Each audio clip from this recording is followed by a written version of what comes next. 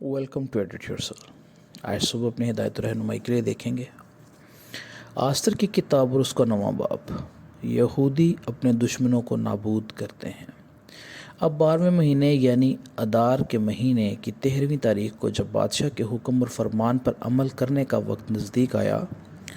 اور اس دن یہودیوں کے دشمنوں کو ان پر غالب ہونے کی امید تھی، حالانکہ برعکس اس کے یہ ہوا کہ یہودیوں نے اپنی نفرت کرنے والوں پر غلبہ پایا۔ جو اخسویرس بادشاہ کے سب صوبوں کے یہودی اپنے اپنے شہر میں اکٹھے ہوئے کہ ان پر جو ان کا نقصان چاہتے تھے ہاتھ چلائیں، اور کوئی آدمی ان کا سامنا نہ کر سکا، کیونکہ ان کا خوف سب قوموں پر چھا گیا تھا۔ اور صوبوں کے سب امیروں اور نوابوں اور حاکموں اور بادشاہ کے کارگزاروں نے یہودیوں کی مدد کی، اس لیے کہ مردکی کا رعب ان پر چھا گیا تھا، کیونکہ مردکی شاہی محل میں معزز تھا اور سب صوبوں میں اس کی شہرت پھیل گئی تھی، اس لیے کہ یہ مرد یعنی مردکی بڑھتا ہی چلا گیا۔ اور یہودیوں نے اپنے سب دشمنوں کو تلوار کی دھار سے کاٹ ڈالا اور قتل اور ہلاک کیا، اور اپنے نفرت کرنے والوں سے جو چاہا کیا۔ اور کسر سوسن میں یہودیوں نے 500 آدمیوں کو قتل اور ہلاک کیا، اور پرشنداتا اور دلفون اور اسپاتا اور پوارتا اور عدلیہ اور ادرتا اور پرمشتا اور اریسی اور اردی اور وزیتا یعنی یہودیوں کے دشمن حامان بن حمداتا کے 10 بیٹوں کو انہوں نے قتل کیا، پر لوٹ پر انہوں نے ہاتھ نہ بڑھایا۔ اسی دن ان لوگوں کا شمار جو کسر سوسن میں قتل ہوئے بادشاہ کے حضور پہنچایا گیا، اور بادشاہ نے آستر ملکہ سے کہا کہ یہودیوں نے کسر سوسن ہی میں 500 آدمیوں اور حامان کے 10 بیٹوں کو قتل اور ہلاک کیا ہے، تو بادشاہ کے باقی صوبوں میں انہوں نے کیا کچھ نہ کیا ہوگا۔ اب تیرا کیا سوال ہے وہ منظور ہوگا، اور تیری کیا درخواست ہے وہ پوری کی جائے گی۔ آستر نے کہا اگر بادشاہ کو منظور ہو تو ان یہودیوں کو جو سوسن میں ہیں اجازت ملے کہ آج کے فرمان کے موافق کل بھی کریں، اور حامان کے 10 بیٹے سولی پر چڑھائے جائیں۔ سو بادشاہ نے حکم دیا ایسا ہی کیا جائے، اور سوسن میں اس فرمان کا اعلان کیا گیا، اور حامان کے 10 بیٹوں کو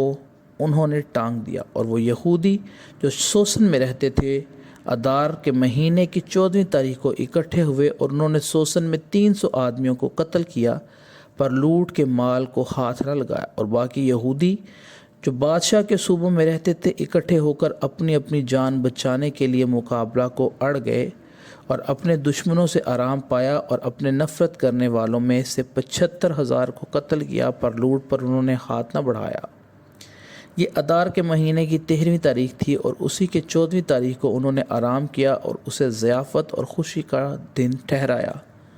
پر وہ یہودی جو سوسن میں تھے ان کے 13ویں اور 14ویں تاریخ کو اکٹھے ہوئے اور اس کی 15ویں تاریخ کو آرام کیا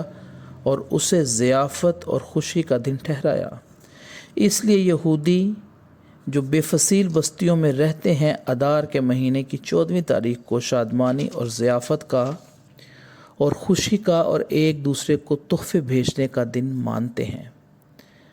اور مردکی نے یہ سب احوال لکھ کر ان یہودیوں کو جو اخسویرس بادشاہ کے سب صوبوں میں کیا نزدیک کیا دور رہتے تھے خط بھیجے، تاکہ ان کو تاکید کرے کہ وہ ادار کے مہینے کی 14ویں تاریخ کو اور اسی کی 15ویں کو سال بسال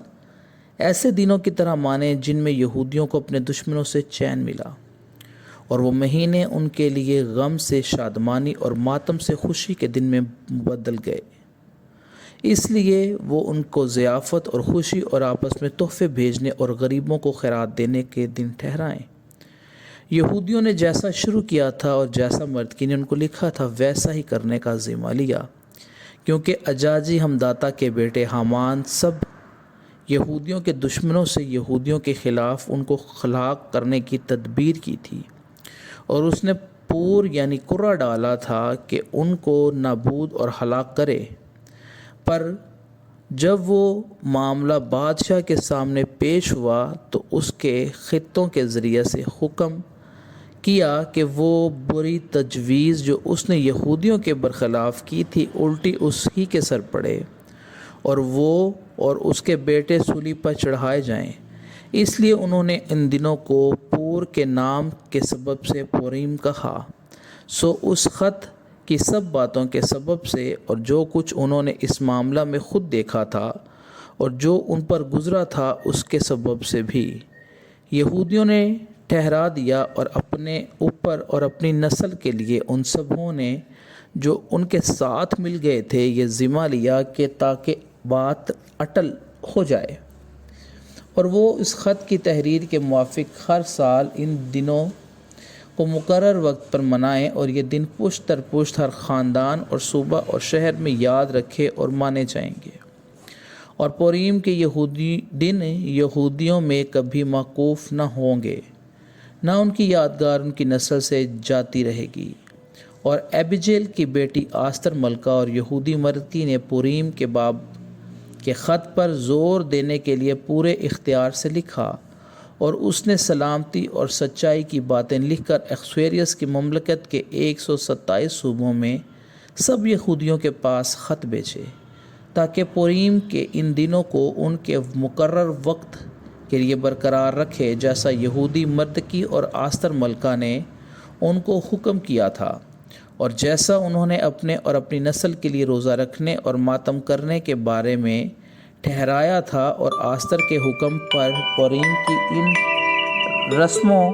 کی تصدیق ہوئی اور یہ کتاب میں لکھ لیا گیا۔ خداوند کے زندہ پاک کلام کے پڑھے